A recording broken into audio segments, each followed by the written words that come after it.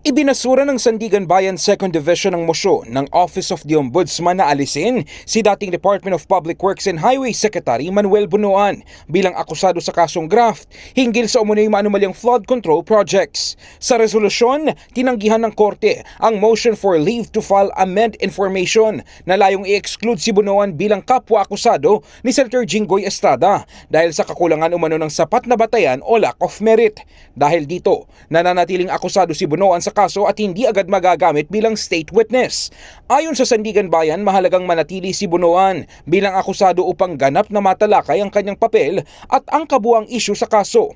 Pinaboran din ng korte ang argumento ng kampo ni Estrada na kung aalisin si Bunuan, mababago ang nature ng kaso mula conspiracy patungo sa individual na pananagutan na maaaring makaapekto sa karapatan ng kapwa-akusado. Nilinaw naman ng Sandigan Bayan na hindi pa ito paghusga sa pananagutan ni Bunuan at maaaring pa rin siyang gawing state witness sa susunod na yugto ng paglilitis kung matutugunan ang mga rekisito sa ilalim ng batas.